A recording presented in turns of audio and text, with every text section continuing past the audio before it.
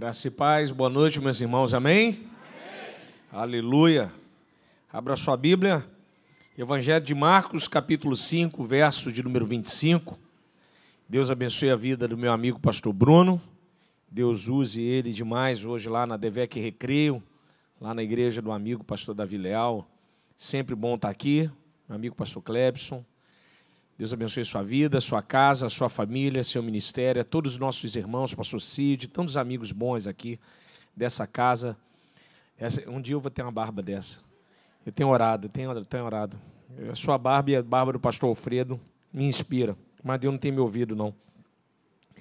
Marcos capítulo 5, verso de número 25, texto conhecido, mas tem umas lições aqui extremamente valiosas, principalmente quando você começa a fazer uma imersão um pouco mais profunda no texto.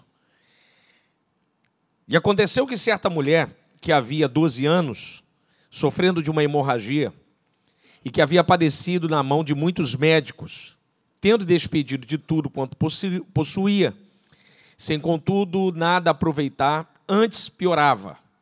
Quando ouviu falar de Jesus, veio por detrás da multidão e tocou em suas vestes.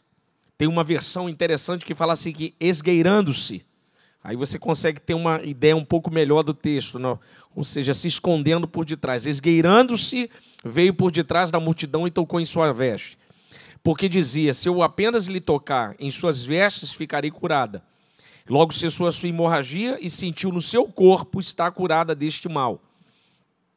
Jesus, conhecendo de si mesmo saíra poder, voltou-se para a multidão e perguntou, quem tocou em minhas vestes? E os discípulos lhe perguntavam, vês a multidão que te aperta e dizes quem te toca?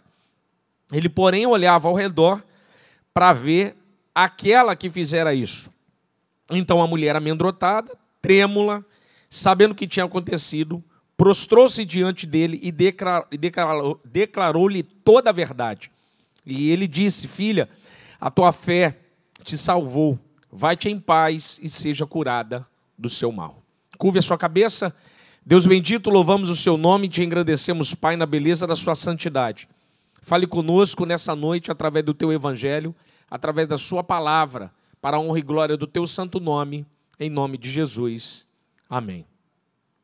Jesus, ele estava retornando de uma viagem que ele tinha feito na região de Gadara ou de Gerasa. Então ele estava retornando. Jesus estava muito conhecido aí na região da Galiléia. Se você olhar aí na sua Bíblia, Marcos 1, 28. A fama de Jesus se espalhou em toda a Galiléia. Jesus tinha exorcizado, liberto um homem de um demônio na sinagoga de Jairo, e o texto vai dizer que a multidão os homens da sinagoga ficam atônitos, ficam impressionados pela maneira como Jesus exorciza, expulsa o demônio da vida desse homem. Então o texto vai dizer aí, e a fama de Jesus se espalhou em toda a Galiléia. Jesus vai para a casa de Pedro, opera grandes milagres, Pedro, residente ali de Cafarnaum, fica um tempo, pega o barco e atravessa para Gerasa. Faz lá na região de Decápolis, das 10 cidades, e retorna. Nesse retorno, dá uma olhada no seu texto, do verso 21 ao 24, vai introduzir o tema, falando que Jairo estava ali, provavelmente ali no porto ali da região de Cafarnaum, esperando Jesus retornar. Então já tinha uma multidão, Jairo, um homem extremamente importante de Cafarnaum. Cafarnaum é uma cidade pequena, tem 1000 habitantes, mas para a época era uma cidade extremamente muito importante. Jesus era muito conhecido na região, vai curar ali o servo do centurião, vai ter a cura do leproso do lado de fora da cidade. Então Jesus é muito conhecido na região, morava na casa de Pedro, que é da região ali de Cafarnaum, então todo mundo conhecia Cristo. Então quando Jesus está chegando no porto, já tem uma multidão à sua espera. E o texto introduz Jairo, que está ali para conduzir Jesus até a sua casa, que não é tão distante, é uma região, uma localização bem próxima. Só que nesse trajeto surge esse tema, essa mulher, esse personagem. O texto no verso 25 traz 3 coisas para nós. Fala que é uma mulher, fala do seu sofrimento e fala qual é o sofrimento. Mas Marcos vai dizer algo para mim e para você. Marcos diz quem é Jairo, mas não diz quem é a mulher. Por que Marcos faz isso? Porque o evangelho de Marcos não costuma dar o nome de quem não é tão importante na história, que é tão relevante do ponto de vista da história. Porque Marcos é um evangelho mais para romano, e romano gosta muito de nome. Por isso que aqui os discípulos têm nome. Jairo vai ter nome que tem uma proeminência, uma ideia de localidade. Mas o que tem para mim e para você de lição aqui é algo interessante. Na sua Bíblia diz assim, certa mulher havia 12 anos sofrendo de hemorragia. O que Marcos está dizendo? Mesmo ela sem nome, mesmo a gente não sabendo quem é ela, nem do ponto de vista, eu posso até olhar para o texto, não estou fazendo aqui uma grosseria do texto, eu não posso nem dizer assim, mas como é que é o estado civil dela? Eu não consigo nem saber nada. Eu só sei assim, ela não tem nome, mas o texto é algo tremendo. A única coisa que o texto diz para mim é que o sofrimento dela tem 12 anos. Qual é a ideia do texto? Ainda que você não saiba o nome de quem está do seu lado, Jesus conhece ele. Ele sabe exatamente o que passa na vida dele. Às vezes, num texto sagrado, você não sabe o nome, você conhece o sofrimento. Tanque de Betesda, 38 anos, cego de nascença. É de nascença, ele sofre a vida inteira. Não tem o nome dele, não tem a identidade dele, mas tem um quanto ele sofre. O que o texto sagrado está dizendo? Você não conhece, mas Jesus conhece. Eu não conheço, mas Jesus conhece. Tem gente que entrou aqui, você não sabe nem quem é o nome, não sabe de onde vem, não sabe como ele vem, não sabe como ele chegou, não sabe como é a semana dele. Mas Jesus está dizendo hoje para mim e para você, eu conheço ele, eu sei quem ele é. Eu sei o que ele está passando, aleluia, eu conheço o seu sofrimento. Ainda que você olhe por fora, você fala, é uma mulher, é um homem, é um menino. Mas Jesus está dizendo, eu sei o nome, sei a identidade, sei onde ele mora. Eu sei quantos fios de cabelo tem em sua cabeça. O texto está dizendo isso para mim e para você. Ainda que as pessoas venham entrar na igreja e venham sair e você não saiba, Jesus sabe, Jesus conhece. O texto diz que há 12 anos. Isso é importante para mim e para você. Quando o texto relata tempo de sofrimento, significa que é um Deus que não está de olho fechado para quem sofre. Ele sabe exatamente quanto tempo você sofre. Ele sabe exatamente o que você está passando. Fica tranquilo. Porque o Deus que eu sirvo, o Deus que você serve, não é um Deus escondido de olho fechado que não está vendo o que você passa. A pressão que você passa, a angústia que você passa. E deixa eu melhorar isso aqui para você entender o texto de maneira brilhante. Essa mulher só está viva porque a graça e a misericórdia de Deus sustentou. Porque perdendo sangue há tanto tempo já era para estar morta. Mas por que não morreu? Porque Deus tinha um plano. Por que você está aqui? Porque Deus tem um plano. Por que seu filho está vivo? Porque Deus tem um plano. Por que sua família está de pé? Porque Deus tem um plano. Já tentaram matar, já tentaram acabar, mas não pode acabar. Porque Deus tem um plano, Deus tem um plano, Deus tem um plano. Aleluia! Sofrimento, infelizmente, faz parte da vida. Infelizmente, sofrimento faz parte da vida. E esse sofrimento dessa mulher é um sofrimento terrível, que leva, do ponto de vista social, a distância, que leva, do ponto de vista relacional, uma série de problemas. Essa mulher tem muita dificuldade de relacionamento, de frequentar a sinagoga, de frequentar ritos sociais, casamento, festa, etc., bar mitzvah, o que for. Ela tem muitos problemas. Mas o que me impressiona, pastor Clebson, é a força dela. Ela não deixou que a sua doença o impedisse de buscar alguma coisa para melhorar. Ela não deixou que a sua doença matasse a sua fé. Meu Pai do céu. Ela está dizendo, o meu corpo está ruim, mas a minha alma ainda mantém fé. Ela não se entrega, ela busca. Então são 12 anos de luta e não de entrega. Eu quero te dizer uma coisa, eu não sei quanto tempo você sofre, mas eu louvo a Deus pela sua vida, porque domingo você já está aqui, primeiro domingo de dezembro você está dizendo, esse ano foi uma luta, esse ano foi uma angústia, mas Deus tem me dado vitória em todo esse tempo. Aleluia! Não deixe que o sofrimento da carne tire a sua fé da sua alma. Não deixe que as coisas da pele venham te oprimir de buscar a Deus. Não deixe que as situações à sua volta te impeçam de clamar Jesus Cristo, aleluia. Não permita que as coisas da sociedade, violência, política ruim, as coisas ruins da sociedade, essas coisas sinistras que a gente tem acontecido, te impeçam de buscar a vontade de Deus. Essa mulher sofre, e o sofrimento dela é verdadeiro. Olha no texto, havia.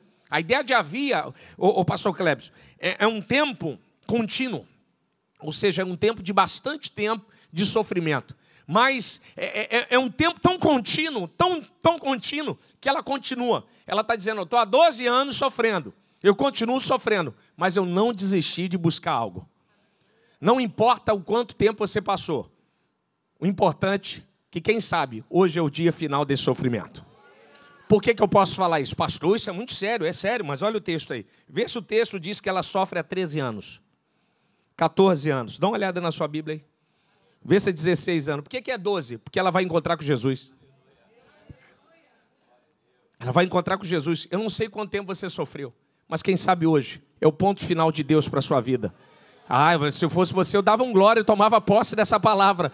Quem sabe hoje é o ponto final. Hoje Deus está dizendo, hoje é basta. Porque talvez foi 10 anos, 12 anos, 15 anos, uma semana, 20 anos, 10 anos. Mas hoje eu quero colocar um basta na sua vida, nesse sofrimento, te trazer uma nova história sobre você e sua casa. Aleluia!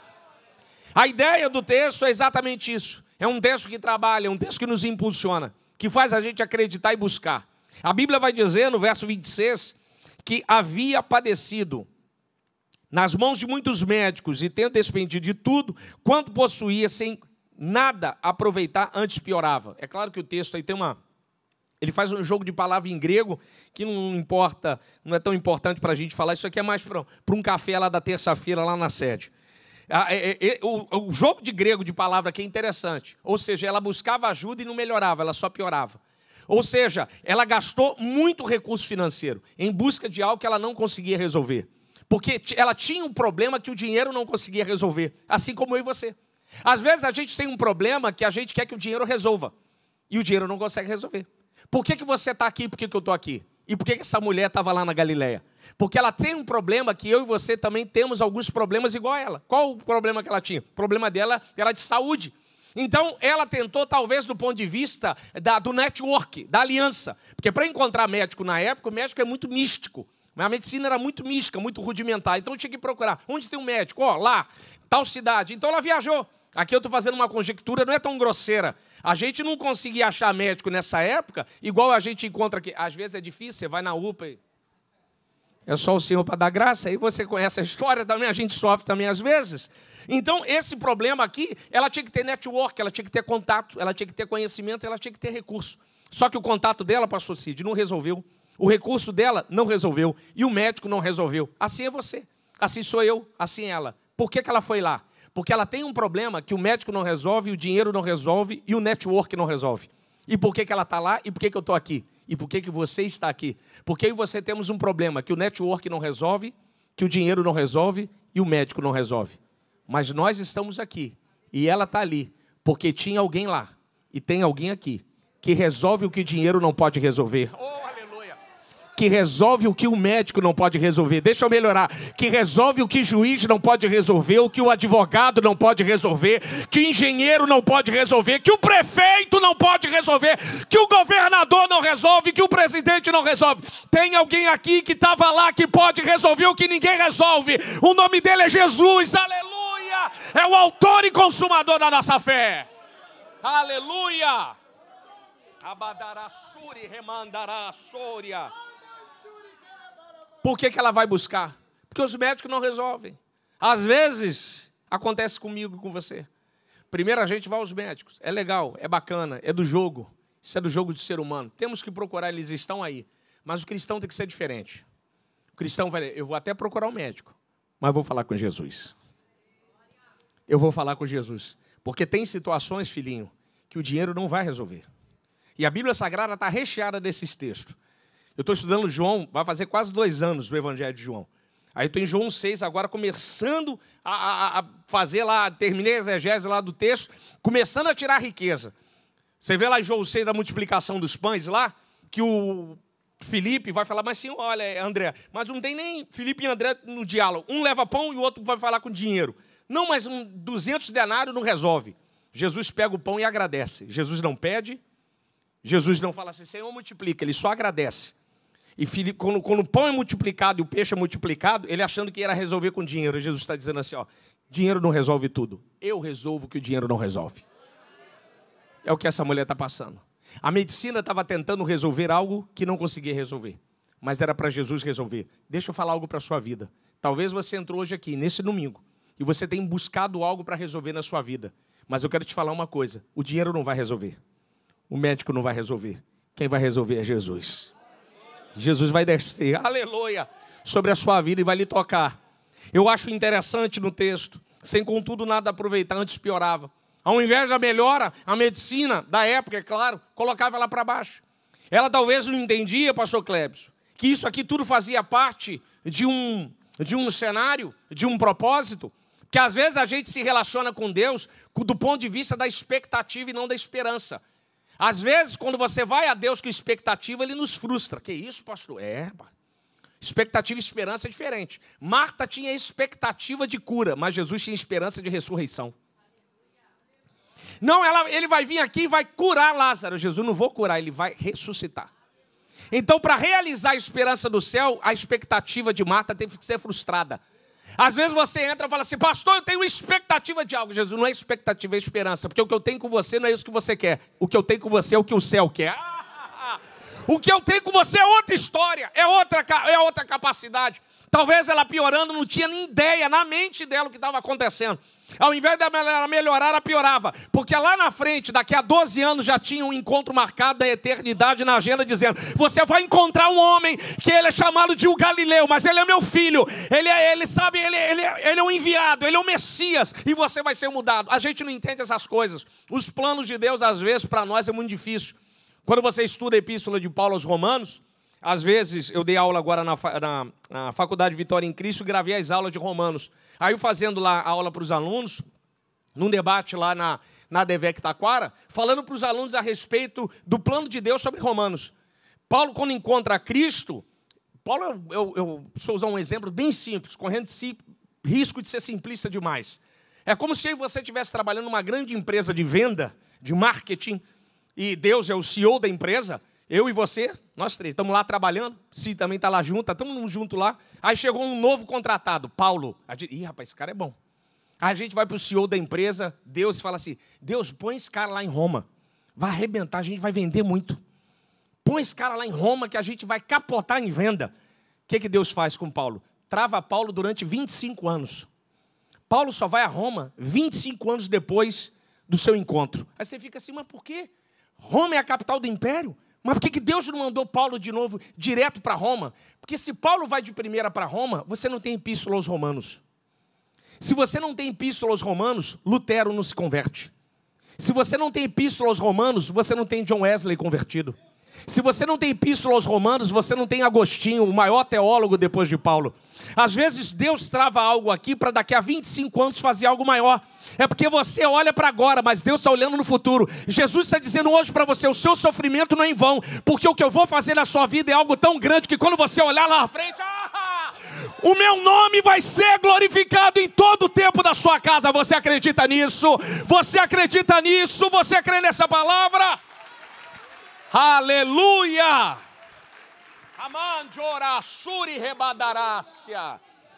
Por isso que o texto diz, pastor Kleber, isso 12 anos. Por isso que algumas pessoas sofrem mais do que as outras. Porque para cada um de nós, Deus tem um tempo. Para cada um de nós, Deus tem um propósito. Para cada um de nós, Deus tem um agir. Deus tem uma maneira de fazer, um jeito de fazer. Por isso que o texto diz, na sua Bíblia, ela padece, sofre, perde força, gasta o que tem e piora, mas não morre. Gastou, piorou, mas não morreu. É o céu dizendo, eu tenho um plano. É gente que mora do seu lado, já era para estar morto. A vida que levava era para estar morto, mas você não morreu. Você sofreu, padeceu e gastou. E Jesus te encontrou. Oh, aleluia! Jesus salvou a sua vida. Assim será na sua casa. Assim será na sua família. Isso é uma palavra profética já do próximo ano que nós vamos fazer o ano da família. Assim vai ser na sua família. Talvez tenha gente na sua família gastando, sofrendo e padecendo, mas não vai morrer, porque Deus tem um plano. Deus tem um propósito. Deus vai encontrar ele, vai mudar a história dele, vai mudar a história da família dele. Aleluia, vai mudar a história.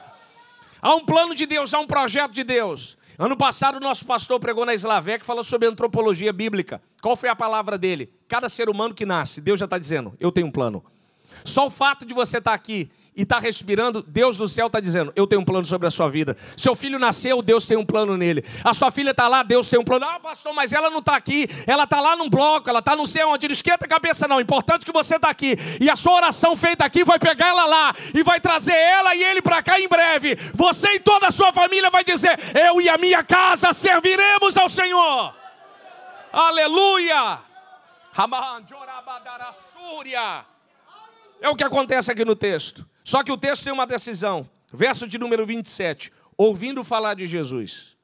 Isso aqui, pastor Clebson, dá vontade de ficar uma semana só falando isso aqui. Ouvindo falar. João vai fazer essa separação. João vai separar discípulo de multidão. João capítulo 6. Como eu estou em 6, então tem que gastar o meu latim. Depois você dá uma olhada em casa, bota aí no cantinho assim, ó, João 6, para você ler em casa. Tem um debate em João 6 sensacional sobre multidão e discípulo. A multidão de João, o texto diz assim, verso 2, e seguiam a Jesus por causa dos milagres que tinha feito, e eles viram. No verso de número 3 vai falar dos discípulos. Os discípulos em João caminham atrás de Cristo porque ouvem João 1,37, João 1,40 e João 1,50. Capítulo 1, verso 50. Todas as vezes que Jesus chamava discípulos, Jesus falava e os discípulos vinham. Natanael não segue a Cristo porque vê, ele segue a Cristo porque ouve. Jesus fala assim, só porque você ouviu eu dizer que eu te vi debaixo da figueira, você creste? Aí ele, em breve, tu verás coisas maiores. Ou seja, o discípulo de João caminham porque ouvem, a multidão caminha porque vê. Então, em João capítulo 6, vai ter duas multidões, vai ter dois grupos, o discípulo e a multidão. Quem é o discípulo? O discípulo caminha porque ouviu, e a multidão caminha por aquilo que vê. Vai ficar esse debate, olha o texto. Quando ouviu falar de Jesus? Essa mulher não é uma multidão, ela está com o coração de discípula. Ela quer ser discipulada. Ela está dizendo, eu não vi ele fazer nada. Meu Pai do céu. Eu não vi ele andar sobre o água, eu não vi ele curar leproso, eu não vi ele ressuscitar morto, eu não vi ele levantar coxo. Mas ouvi dizer que ele tem poder. Oh, Jesus.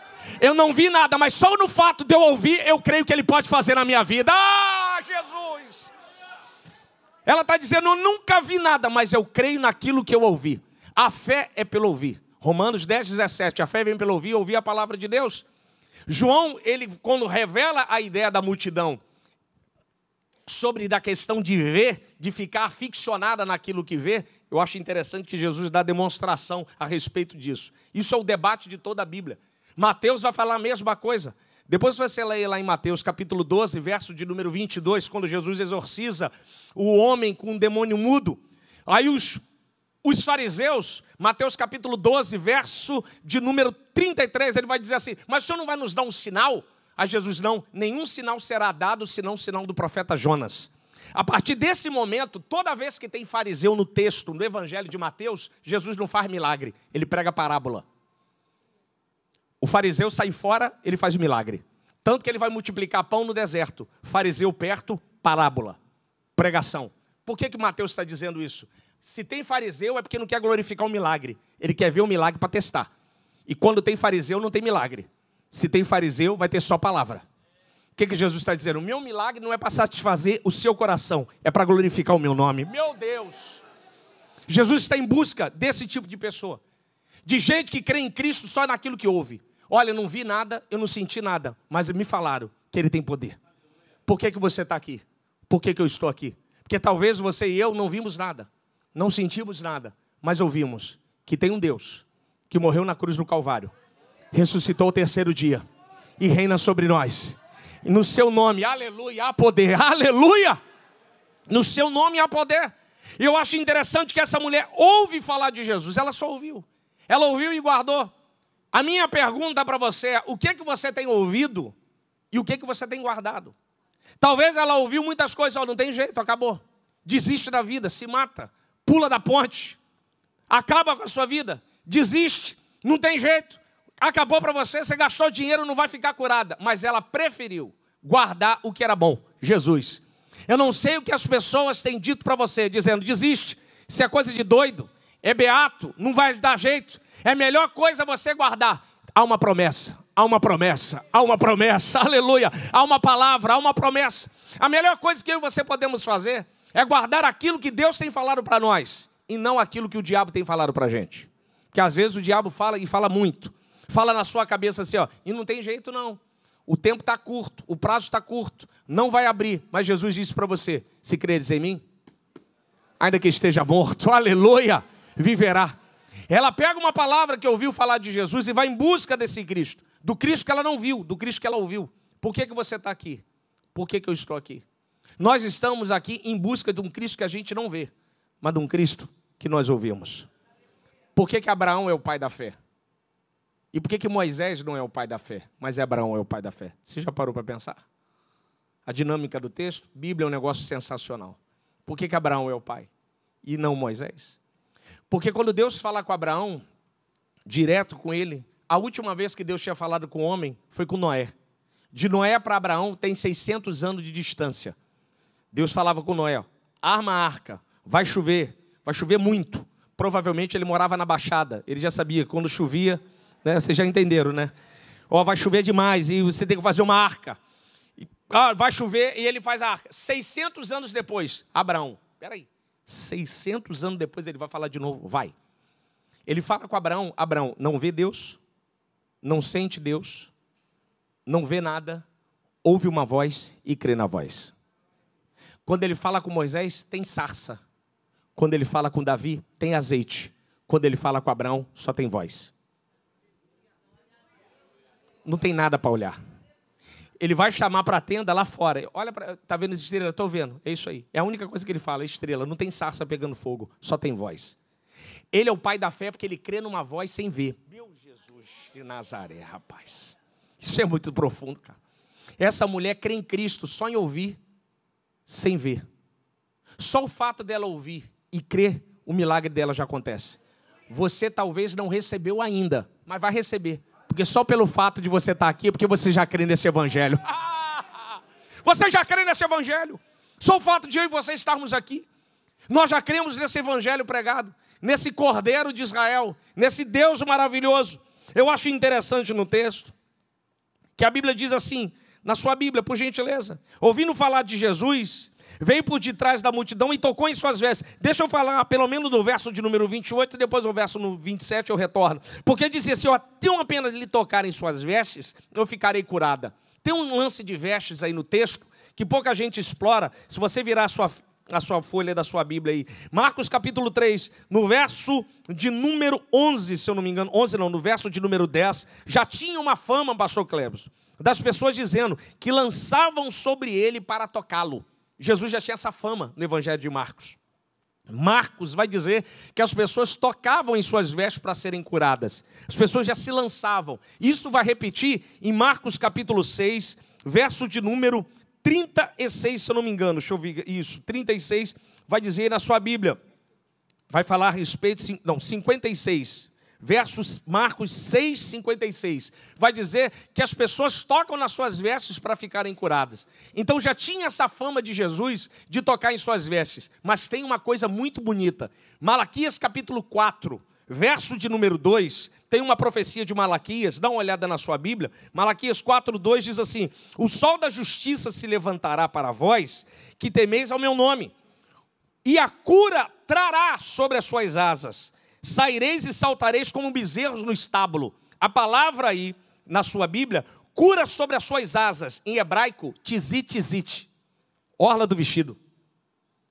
Malaquias já está dizendo, o sol da justiça vai levantar. E a cura vai estar na borda do seu vestido. Meu Deus do céu. Estou falando de 400 anos antes. Malaquias já está dizendo, eu estou vendo um, que ele brilha como o sol. Que ele vai iluminar onde tem trevas. Aleluia. E quando ele passar, ele vai trazer a cura sobre suas vestes.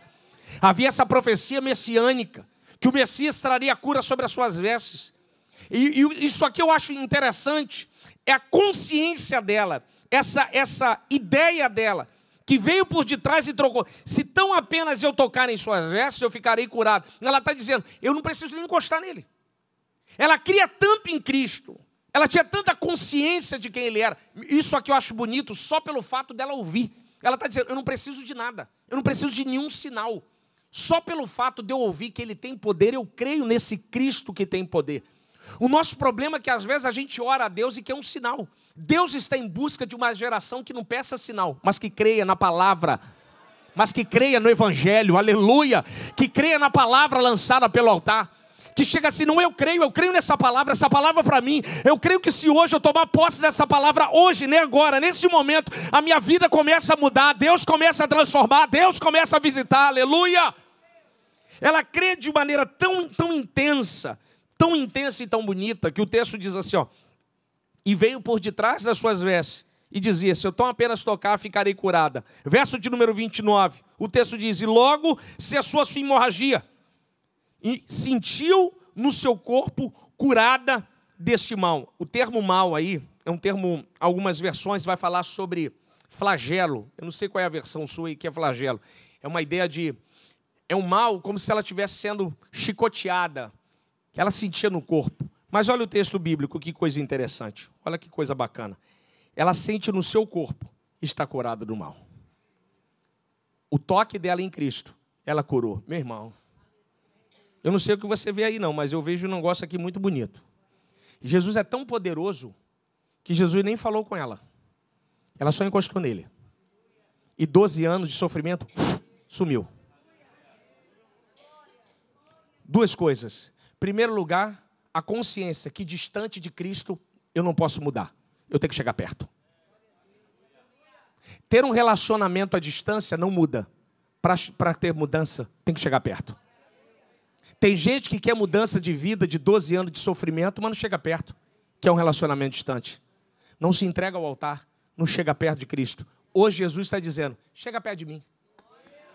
E eu vou mudar a sua vida num instante assim, ó. Num instante. Tem que ter consciência.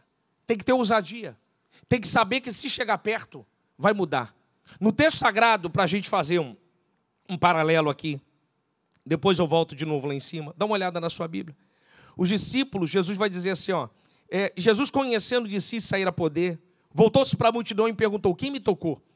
As minhas vestes. E os discípulos responderam, Senhor, a multidão te aperta, te comprimes e pergunta quem te toca. Deixa eu melhorar esse texto. Bíblia Eugene Peterson, Bíblia A Mensagem. É uma paráfrase, não é uma tradução. Se você não tem, quem está do seu lado vai te dar uma. Para eu tomar uma água aqui, ó.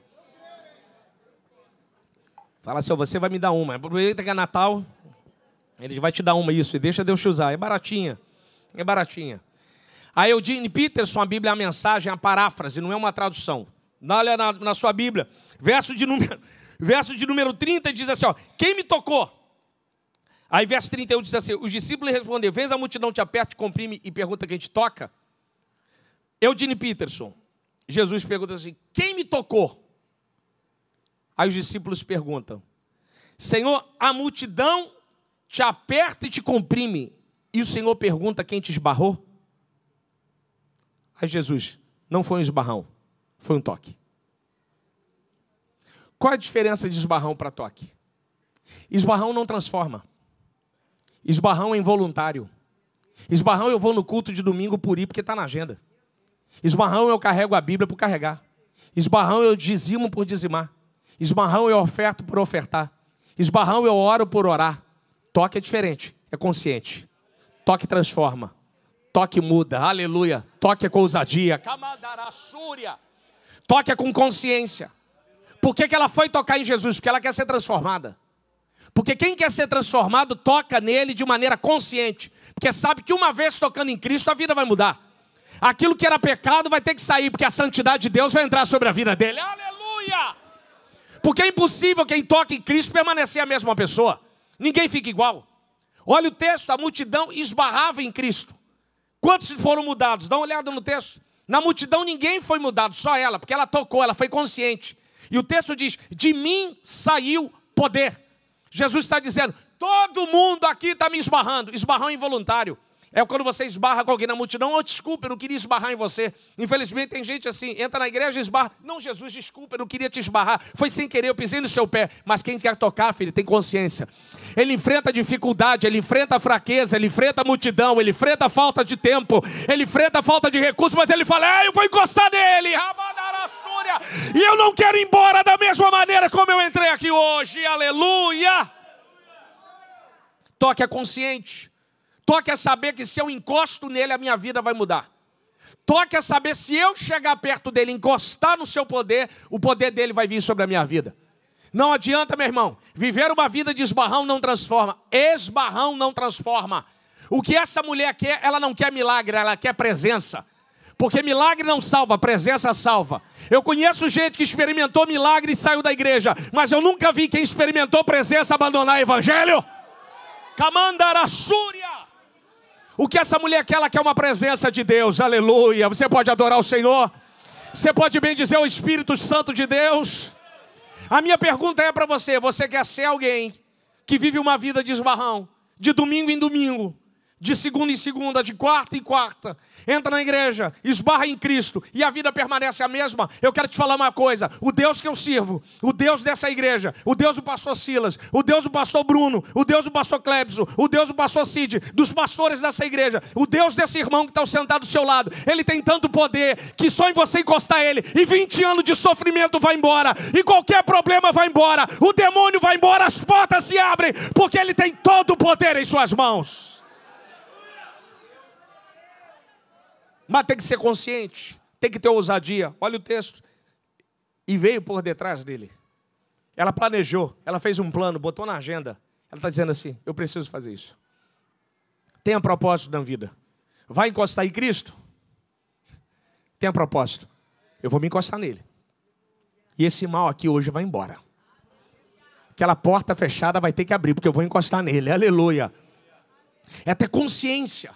Ter exatamente a consciência do que Cristo pode fazer, a consciência do que o Evangelho pode fazer, a consciência do poder que ele pode fazer. Eu acho interessante no verso 28, por isso que eu falei que eu ia voltar, para depois descer novamente, o texto diz assim: eu ficarei curada. Rapaz, ela elabora o plano só no ouvir. Ela está dizendo: eu tenho tanta certeza do que ele pode fazer, que antes de eu receber, eu já sei que eu vou receber. Eu vou ficar curada, eu sei quem ele é. A beleza do texto é a capacidade do poder de Cristo mediante a vida dela. 12 anos sofrendo e médico não resolve, um toque. E nem encostou no cordeiro, só no vestido. Imagina se encosta na mão dele. Eu acho que ela ganha asa e voa. Só tocou no vestido. Isso é para você ver quem chega perto de Cristo com ousadia e com fé. Ninguém que chega perto da presença vai embora da mesma maneira. Eu te desafio hoje, nessa noite, nesse domingo, a não fazer somente um domingo de dezembro, como o primeiro domingo, mas fazer o domingo da mudança. Não esperar para 1º de janeiro dizendo: não, 1º de janeiro eu vou orar mais, eu vou buscar mais, eu vou ser um crente diferente. Não, vai ser hoje, porque você vai encostar no poderoso Deus de Israel. E em nome de Jesus, quando você for embora, você já vai embora diferente, porque a doença vai ficar aqui hoje, ela vai cair aqui por terra, o problema vai cair por terra aqui, aleluia, as algemas, as correntes vão cair por terra aqui em nome de Jesus. A consciência do que ele pode fazer, se destacar literalmente do texto da sua Bíblia, da multidão, e sentir no seu corpo ser curada do mal. Isso aqui é interessante, que a maioria dos milagres que Jesus faz aqui no texto de Marcos, nessa sequência, Gadara, Jairo e ela, todos esses textos têm apelo público muito forte. Gadareno cura, os homens ficam desesperados porque ele faz, todo mundo vê. Jairo, a ressurreição da filha de Jairo, a família vai perceber, é um milagre público, mas o milagre dela é um milagre que só ela sabe. Só ela sabe. Olha o texto. Ela e Jesus sabem. Existem milagres que a família vai saber, mas existem milagres que só você vai saber. Meu Pai, vão ser segredos entre você e o céu. Eu não sei como você entrou aqui, eu não sei qual é a sua ferida, qual é o seu sofrimento, mas eu posso te dizer uma coisa: há um Deus aqui que pode fazer, oh aleluia, e você ir embora sem esse mal que tem drenado a força da sua vida, a força vital, a força do seu ser, tem diminuído você de fato de quem você é. Mas eu te desafio hoje, encosta nesse Jesus de Nazareno, e que você seja extirpado desse mal da sua vida, aleluia, para que em nome de Jesus você possa ir embora longe desse flagelo, dessa dor, dessa angústia, dessa agonia. O mal dela quando vai embora, e Jesus reconhece que de si sai poder. Eu acho interessante que quando ele pergunta para os discípulos, e os discípulos falam assim: Senhor, a multidão te aperta e comprime, e o Senhor pergunta quem te esbarrou e foi um toque. Olha o que diz na Bíblia, por gentileza, na sua Bíblia, por favor. No verso de número 32, ele diz assim: ele, porém, olhava ao redor para ver aquela que fizera isso. Ele está em busca. Olha que coisa interessante, isso aqui, filho. Marcos não é igual ao João, não, porque João eu quero chegar no céu e falar: pô, João, você tinha que escrever mais fácil, cara. João gosta de escrever difícil, ele fez o 2º volume, Apocalipse. Coisa muito simples. Escreveu esse evangelho, não, ele vou fazer um outro volume, para você entender. Marcos já dá uma parada muito diferente. Pastor Cleber, olha o texto. Ele, porém, olhava ao redor para ver aquele que fizera isso. O que Jesus está dizendo? Quem toca em mim, sobressai a multidão. Não é igual. Jesus está dizendo assim, ó, eu olho para ele, eu vejo o meu poder nele. Ele é diferente. Quando alguém olha para você e fala assim, esse tocou em Jesus. Ele tocou em Jesus. Olha para o seu lado, olha para o seu lado. Está vendo esse irmão aí? Ele tocou em Jesus. Esse irmão da sua frente, ele tocou em Jesus. É só olhar para ele. Olha como é que está a vida dele. Olha como é que está a casa dele. Vai tomando posse, olha como é que estão os filhos dele. Olha como é que está ele. Olha como é que ele sobressai entre a multidão, entre os vizinhos. Olha como é que ele é diferente. Há uma glória de Deus sobre a vida dele. Há uma graça do Espírito Santo sobre a vida dele. Quem toca em Jesus é diferente, filho. Quem toca em Jesus sobressai. É por isso que te persegue. Porque o poder de Cristo está sobre a sua vida. O poder do Espírito Santo está sobre você. É por isso que é diferente. É por isso que quando canta é diferente. Quando prega é diferente. Quando faz alguma coisa diferente. Não é como a multidão. É porque você foi ousado. Você não esbarrou. Você tocou no Cordeiro de Israel. Aleluia! Aleluia! Amandora, rabadarassúria. Que você pode adorar o Senhor? Oh, aleluia.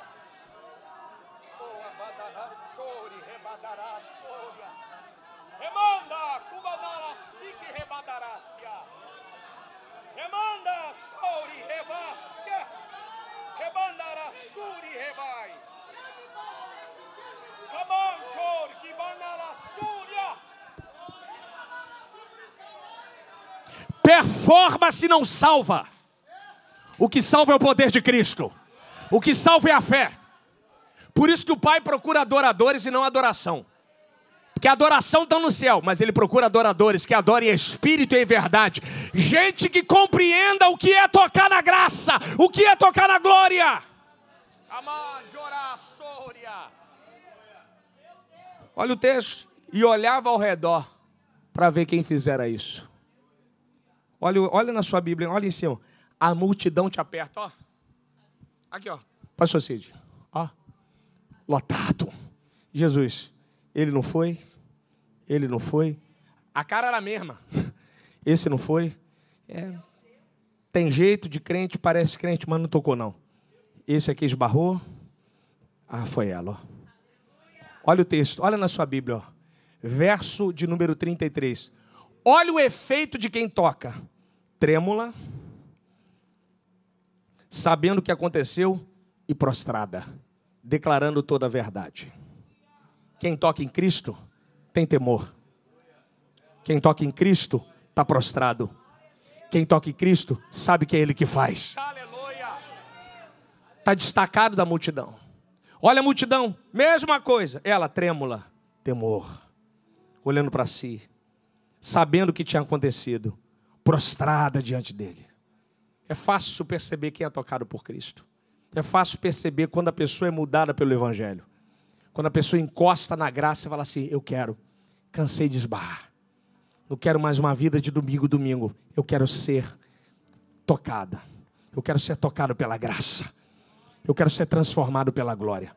O problema da glória, o problema da graça em nós é esse resultado aqui, ó. A gente não fica de pé, só fica prostrado diante dos seus pés. A gente só adora e bendiz o nome dele. A gente reconhece quem ele é. Eu acho interessante que declara-lhe toda a verdade. Ela está dizendo assim, eu só tenho isso aqui porque o Senhor me deu. Olha na sua Bíblia, último verso. Dá uma olhada na sua Bíblia, por gentileza. Olha que coisa bonita. Pastor Cid, verso 34. E ele disse o que para ela? Disse o quê? Segurei. Disse o quê? Filha. É filha mesmo? É filho ou não é? Olha o verso 25. Aconteceu o quê? Verso 34.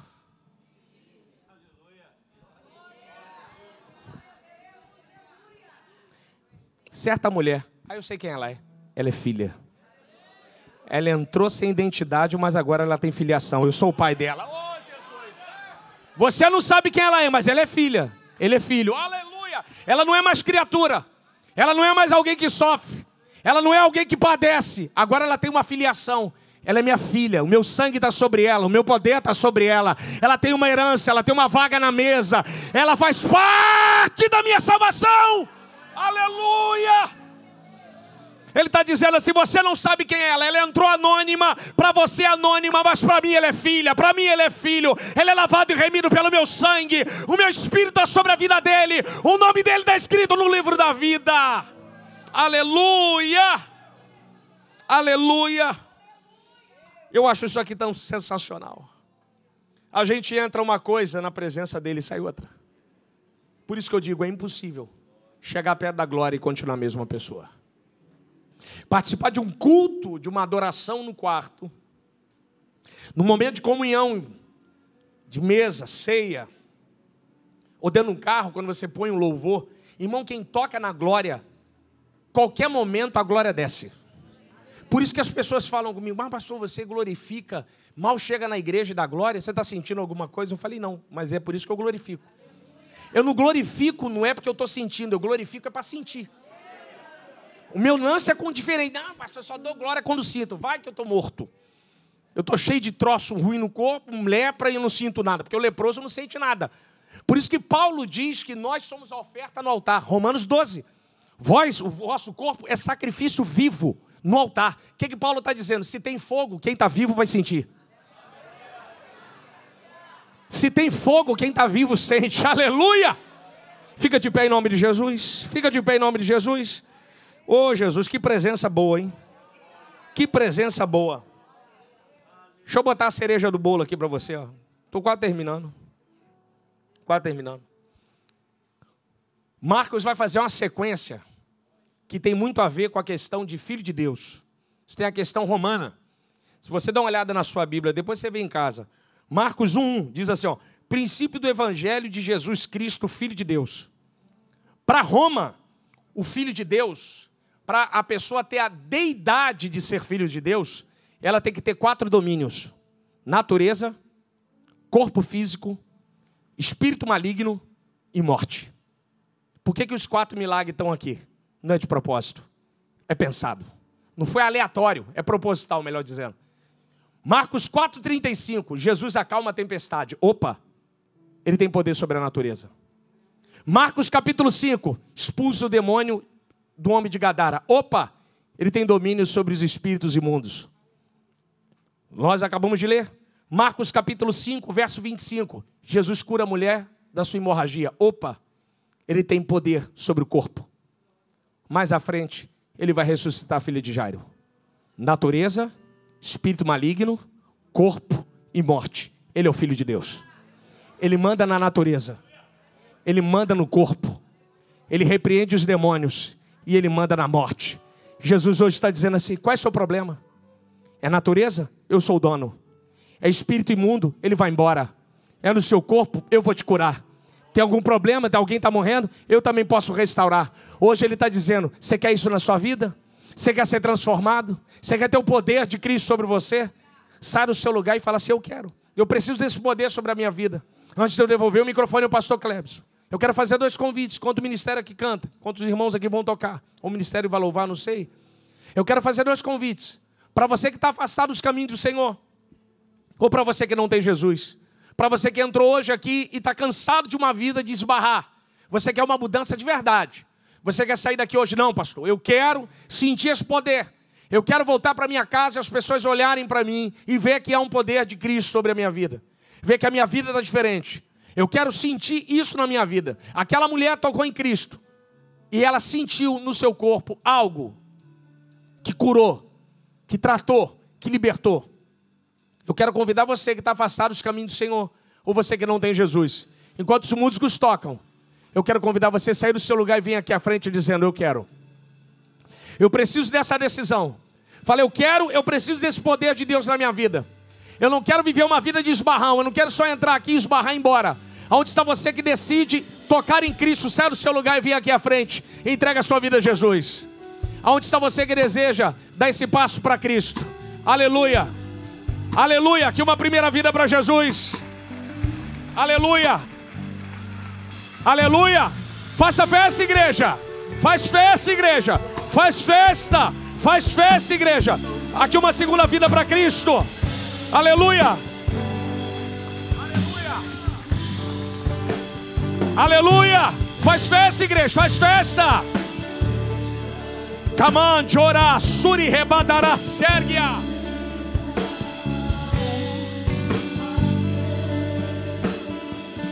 A igreja é adoração. A igreja é adoração. Se tiver que gritar, eu gritarei. Se tiver que chorar, eu chorarei. Aqui uma segunda vida para a terceira vida para Cristo aqui, ó. Adora o Senhor, igreja. Meu espírito assim o farei. Me dá mais uma chance. Eu quero nascer no teu espírito. Cadê você? Falta você aqui. Eu quero matar minha carne, fazer tua vontade, doce Espírito, que a minha vida seja tua vida, Jesus. Eu quero nascer no teu Espírito. Cadê você? Falta você. Eu quero matar minha carne, fazer tua vontade, doce Espírito, que a minha vida seja tua vida, Jesus. Falta você. Cadê você? Temos 3 vidas aqui diante do altar. 3 filhos entraram aqui e falaram: não quero mais esbarrar, eu quero tocar na glória. Eu quero que essa glória faça parte da minha vida. Tem 3 filhos aqui, 3 filhos.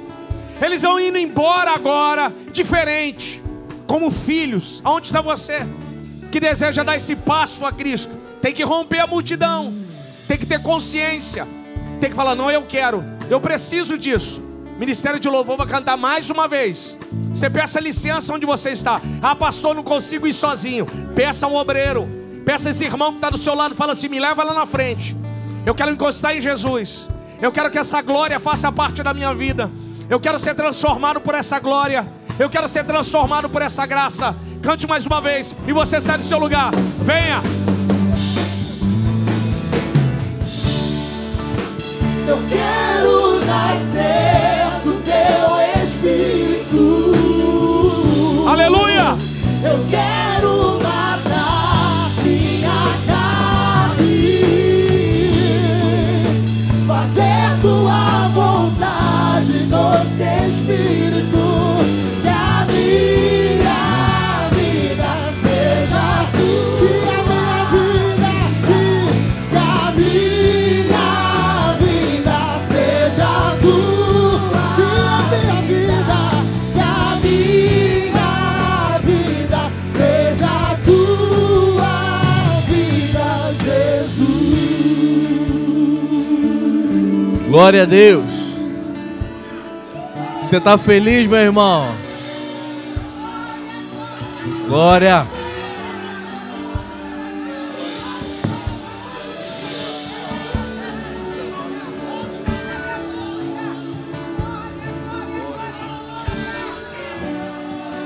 É isso que o toque de Jesus, tocar em Jesus faz. Da forma que você entrou, você não sai daqui hoje, meu irmão. Estenda a sua mão para cá. Enquanto a gente estiver orando, você que estiver aí e quiser vir até aqui e ter a mesma atitude que eles tiveram, você pode vir. Se ele falar de novo, acho que eu vou. Então é com você que o Espírito Santo está falando. Não existe nada que te prende no lugar que você está. Tudo aquilo que ousar te prender no lugar que você está derrotado, está caído por terra, está queimado no nome santo de Jesus. Estenda sua mão para cá, meu irmão. Pai bendito, glórias te damos, Senhor, porque salvação uma vez mais foi se achada nesta casa. Uma vez mais a tua palavra germinou em terra fértil e aqui estão os bons frutos, Pai. Sê com cada um deles, Senhor. Auxilia-os na caminhada, fortalece-os na caminhada, Pai, para que possamos juntos estar servindo, adorando e bendizendo ao Teu nome. E essa igreja aqui, crê, diga: amém. Glória a Deus. Olhe para cá, por favor, gente. Todo culto, a gente repete esse ato que a gente vai fazer aqui agora. Por quê? Porque assim como a Bíblia diz que tem uma festa no céu para um pecador que se arrepende, essa igreja também vai celebrar pela vida de vocês. Eu conto, é 1, é 2, e é 3.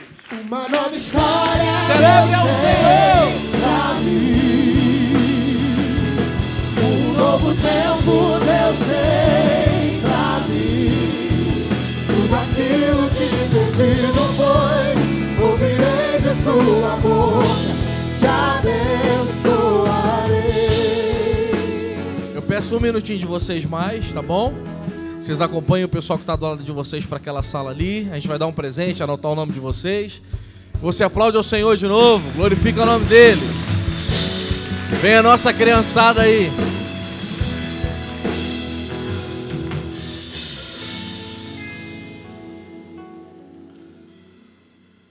As crianças estão subindo. Enquanto as crianças estão subindo por ali, deixe-me passar mais uma orientação, como foi estipulado pelo nosso pastor hoje na nossa Santa Ceia. Você que quiser receber uma oração ao final do culto, aqui estarão os pastores no púlpito para orar por você e para ungir questões de saúde. Pastor, estou com um problema físico, estou com um problema emocional, quero receber uma oração pela minha saúde. Posso ir aí à frente? Deve. Os pastores vão estar aqui perfilados no final do culto para orar por você que precisa e necessita. As crianças podem subir aqui. Música de criança. Você que é pai, você que é mãe, que está aí na nave da igreja, pode vir com seu filho. Você que está grávida, pode vir aqui, meu irmão.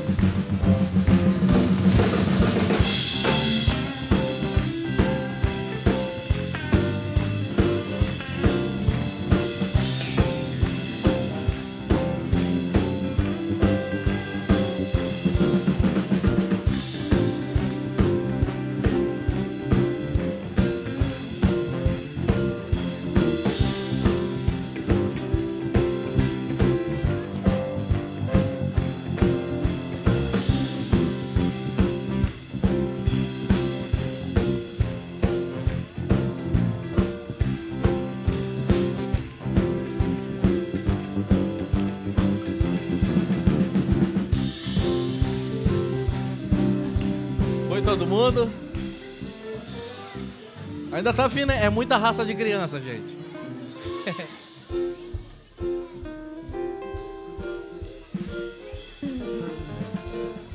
Sai da frente das crianças.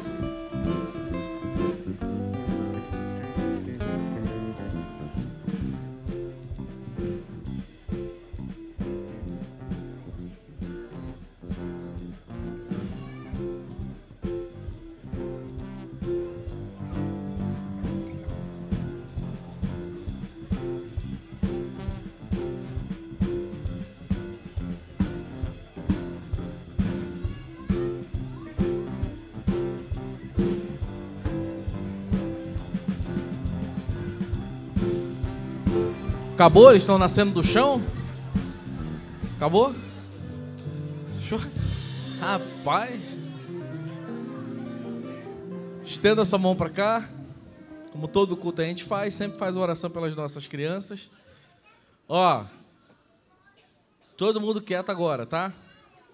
Criançada, fecha o olho, bota a mão no coração, vai. Fecha o olho. Coração, filho, coração. Isso. Aí é barriga. Estenda essa mão para cá, meu irmão. Pai, em nome de Jesus oramos frente à Tua presença uma vez mais, Senhor, agora pelos nossos pequeninos. Pedimos que o Senhor guarde, livre, proteja cada um deles, Senhor. Que a Tua boa mão, a Tua poderosa mão não se ausente, ainda que a visão dos pais se ausente, ainda que o cuidado dos pais esteja longe, quer ele esteja na escola, no curso, na creche, onde quer que seja.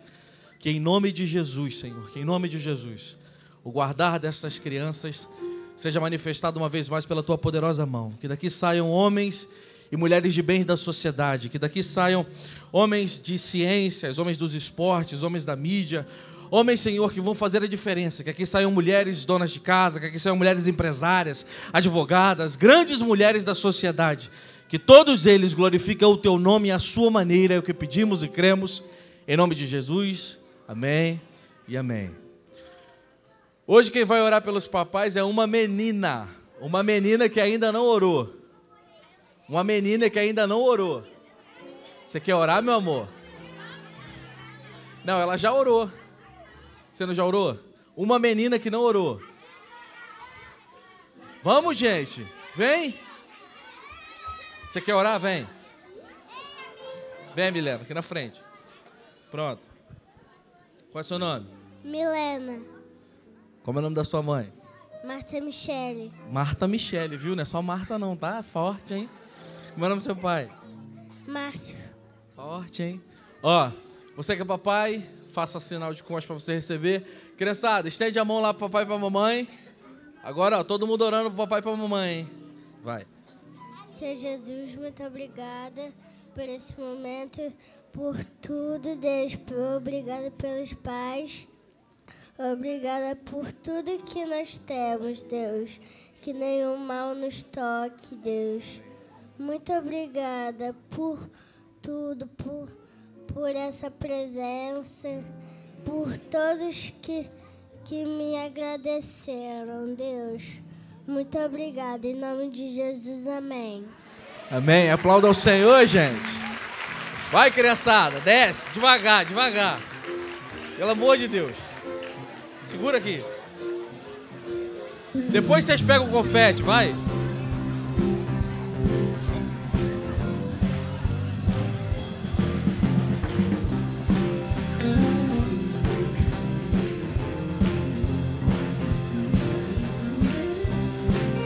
Graças a Deus.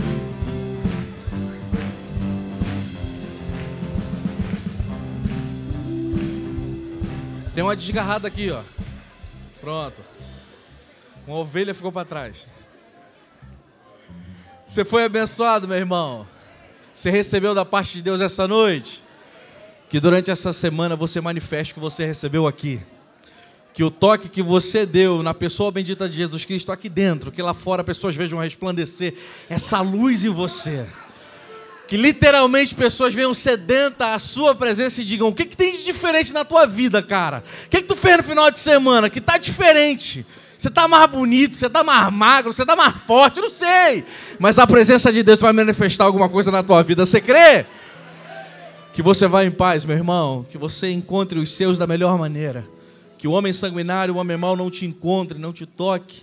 Que você seja livre de toda a astuta cilada do diabo. E que você possa desfrutar uma vez mais da graça e da misericórdia de Deus. Que a graça de nosso Senhor e Salvador Jesus Cristo, o amor de Deus Pai, as doces consolações do seu Santo Espírito seja com todos, e quem crê diga: vai em paz, meu irmão, Deus te abençoe. Aplauda o Senhor.